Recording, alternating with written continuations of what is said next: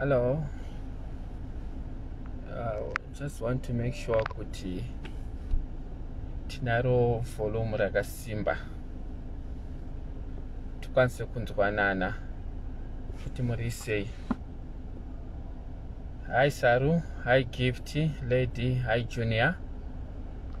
Yes, my pondo muri sei ndakamirira muri right here. Yeah.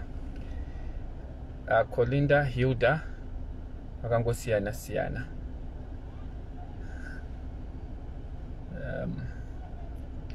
All right. I would like to take this opportunity takukutendai kubva kuna Sisi Melly. Yeah, this is vangu ivavo. But ndakavapa nickname Sisi Melly yekuti ndevati Mr. No Nonsense. Yeah, ndo Sisi Melly ndo nickname yandakavapa. Vanonzi Sisi No Nonsense. Imi mamwaziya, ini ndinovaziya. Pandinombokanganisa vakangoona vakufonera vati mukoma Moreboys chii chiri kuitika. Ndotoziva kuti chabvondoka. Saka ndakukutendai Sisi Melly with all the support yamunongotipawo. And I get so inspired kuti as a young person lakuzamawo kuti upenyu unge uri naniwo nemachallenges atinosangana nawo, especially in a foreign land, kuti mabasa anonetsa kuwana and etc. But vakandipawo mukana wekuti ndopotonchiwo pama-diaries advertising about my business and so on. Regardless yekuti we do offer no service, sometimes nobatsira nemahara, but inyaya yekuti ndangotenda the admin team kundipawo mukana wekuti ndinayo pamhepo advertise about my business. Zvinhu zvinofadza and hazvinhu zvekuti tinongozvitoro lightly on behalf of the organization. Yes, hanzi vari kuseka kuti Sisi Melly, you know, sometimes paunomboitawo business panomboitiko tuma high caps and etc. But one thing I like about Sisi Melly, she does not take my sides. Client akauya akati Munetsi pane zvakaitika or driver akaita sei, Sisi Melly, you confront me and say, Mr. Mukoma Moreboys, handidi kuti zita rangu rikanganisike, and handidi kuti ndoda kuti basa mupe zvakanaka, because if anything happens wrong vanhu vanodzoka pano pama-diaries vachiti Sisi Melly hanzvadzi yenyu iyi. So Sisi Melly, thank you very much for all the support, my admin and all your team. Ndokukutendai zvikuru. So as a company, I know kuti ma-diaries, they are running different projects dzavari kuita kubatsira vanhu and etc. I'm also going to call Sisi Melly and then we can also have a discussion and to see how we can also assist the Zimbabwean community. All along we've been only helping kazhinji kuna vanhu vanenge vafirwawo vaita sei, but we also believe that as a company we should always do a lot to the community, to the society. Yeah, so our job sometimes rine ma challenges. I just want to urge my clients edu kuti sometimes ngovewo ne patience nesu. Hatisati tasvikawo pastage yepakuru yekuti tama big companies amunoonaye kunzi maybe ana Nyaradzo, ana Moonlight, ana chi. But as a young boy akangoitawo seni kamfana kadiki kane birthday rako musi wa 6 December, tinombozamawo nepatinogonawo kuti tigadzirisewo and so on. Chanongokumbirawo to the community yedu yemaZimbabweans ndezvekuti I also want to thank the community yemaZimbabweans kwakasiyana siyana. Zimbabwean ma-diaries, okay, ari muno South Africa ndopamukazara ma-diaries ari, yes. Okay, vanonzi Sisi Mafana G ndakavaonawo pano pa-diaries, vakaonawo ma-services atinoprovidha pano pa-diaries. Ndobva vandifonera nezuro vakati takakuonai pashow yaSisi Melly, tine brother yedu akashayika ku-Eastern Cape, saka toda kuti mutibatsirewo. Ndobva tatanga kukurukura, ndobva ndavapa quotation yangu. Very quick the quotation was accepted, and then the driver is on his way now from Eastern Cape to Johannesburg to bring the deceased. Saka I appreciate kubatsiro kwa munondiitawo with all the support that you give to me. The UK community, thank you very much. I know it's difficult that side. My other siblings are on that side, but pamunofirwa nehama dzenyu munofona moti even mamwe ma distant relatives, because makandiona pa platform ya Sisi Melly. That's why I always fight with Sisi Melly kuti mkoma Moreboys do the right thing. And the UK community, makahama dzenyu dzakashayika ku South Africa, dzakashayika ku Zimbabwe, munondifonera moti mkoma Munetsi tibatsirewo nezvakati. Thank you very much. And the community yeku America, yekuchi everywhere, even ku Zambia, ku Botswana, guys, tinokutenda isikuru nezvamunoita. Yes, it's mafana, and we're going to repatriate this body before Friday. The driver is on his way now, coming back tomorrow to roa paperwork yedu body over yaenda. So sometimes I also want to admit kuti remember kana uchita business sometimes unosenza nema drivers. Guys, if you've got kana uri transport business zvakaoma, pane ma challenges. Sometimes driver anobva pala nemotikari yake, wamupa zvese, iwo vangotora achipfuura, anobva muJoburg matoparadzana, opfuura muPretoria yakusadza zvinhu zvake, kana kuti achingocrossa border. Some things are beyond our control, but we have tried to put some measures on the ground to make sure that we give good service to our clients. So sometimes patino kanganisa, yes, come to us. I'm a human being. I will tell you that as the director of the company, there's no way I do something to not tarnish image yangu.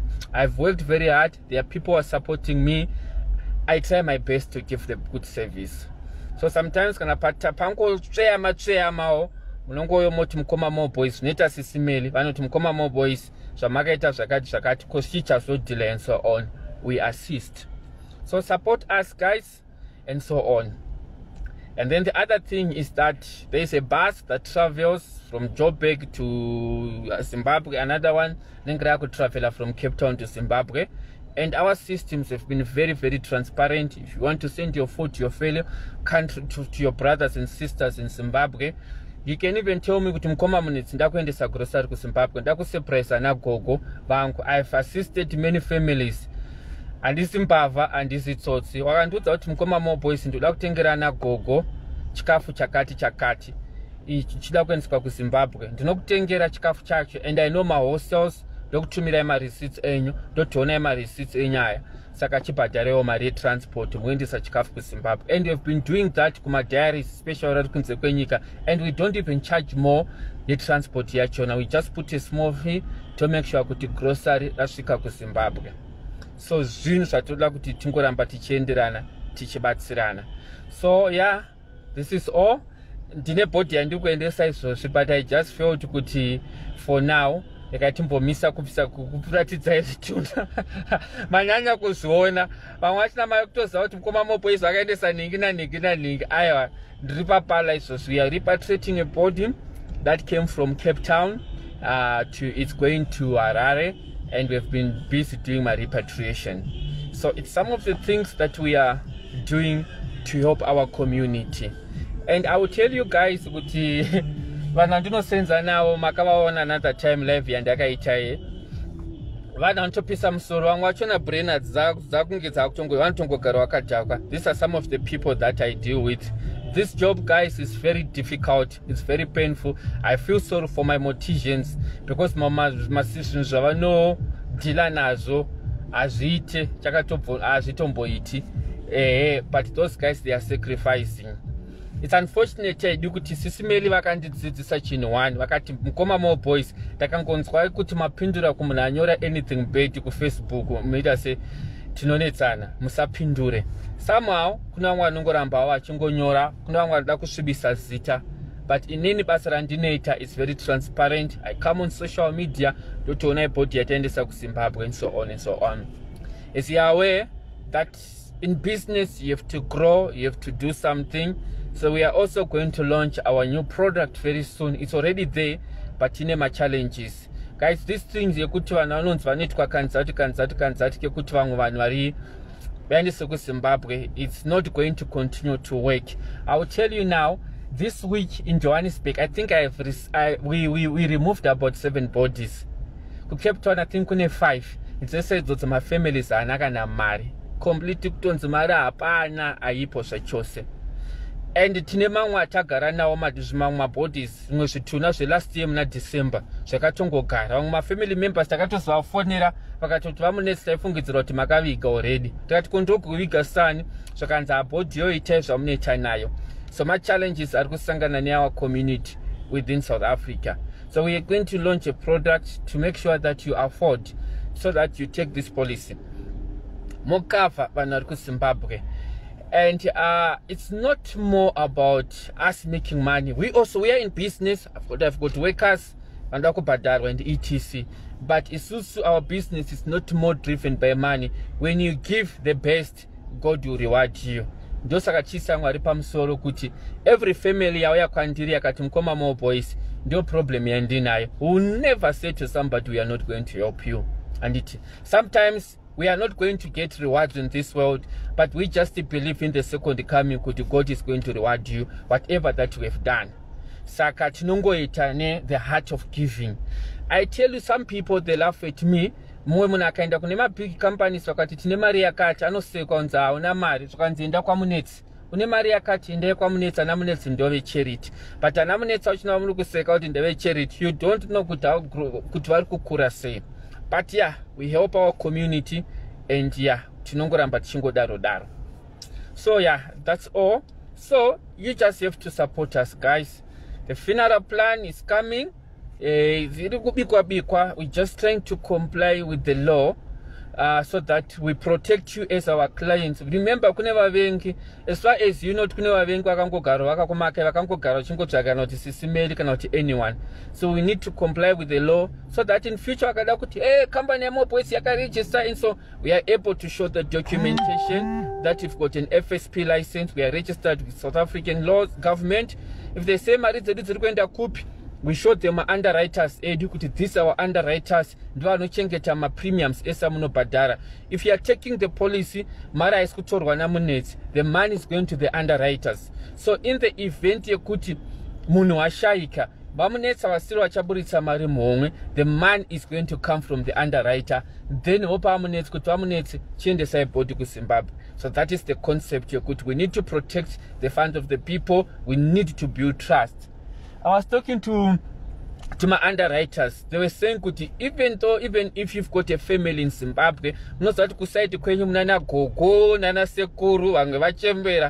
are the only one who is known as diaspora, South Africa, UK, America. It's very easy.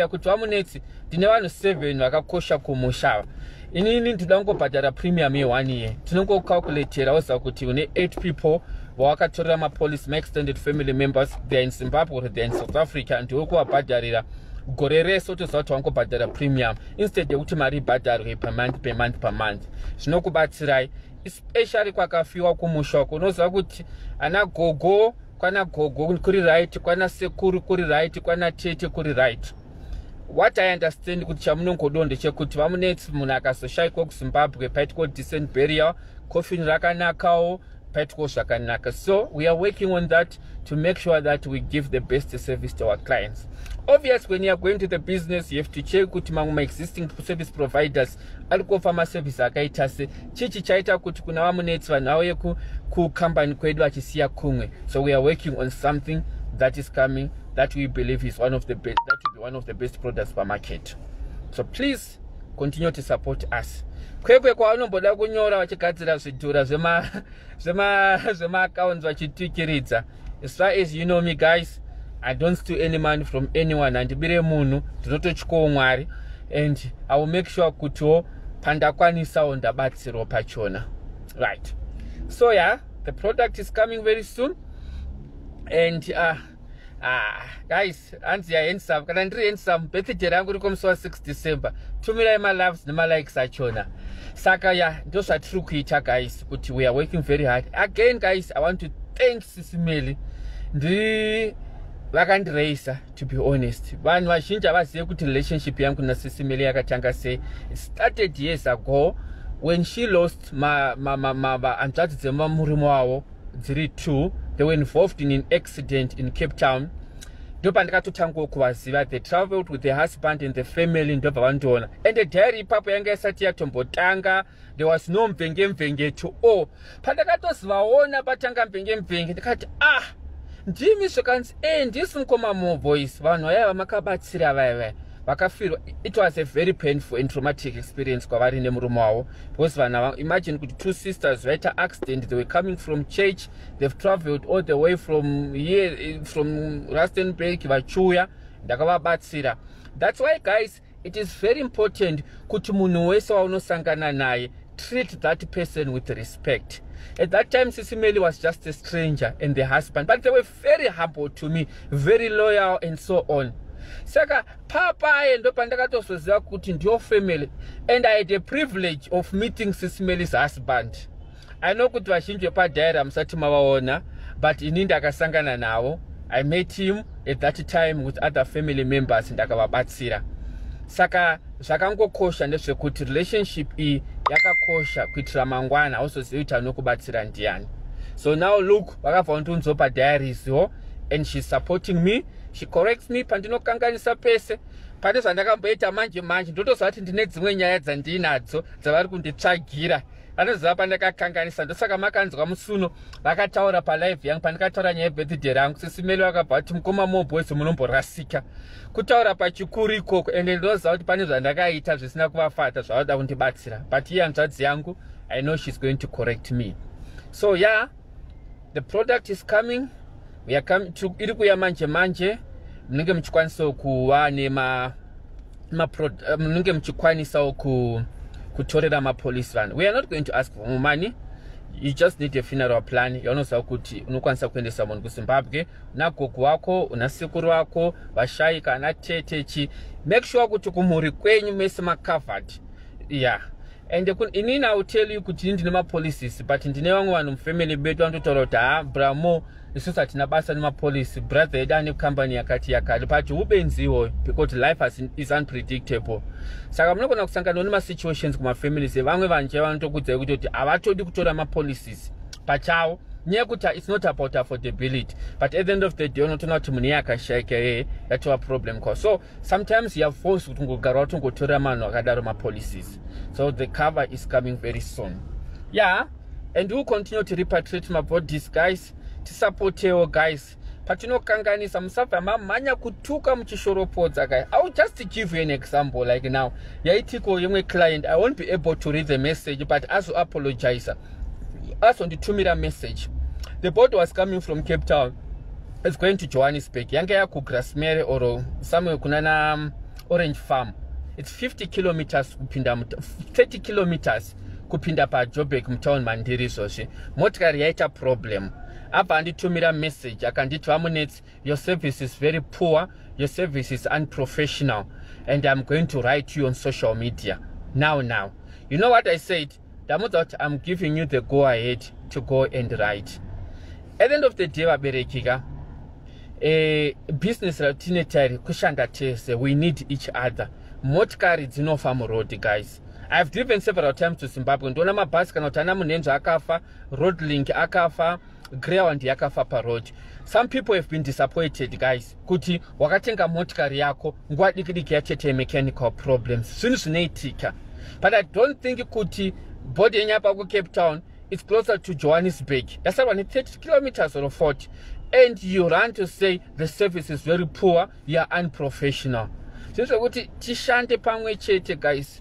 I know the customer is always right, but inini ndinongodo kuti tishande pamwe chete, tongo respectawo kuti vana wabasa ratikuitawo rinorwadza rine ma-challenges, but vari kutibatsira. We appreciate your support, guys. The money that you give us, it helps more families kuti vaone chikafu.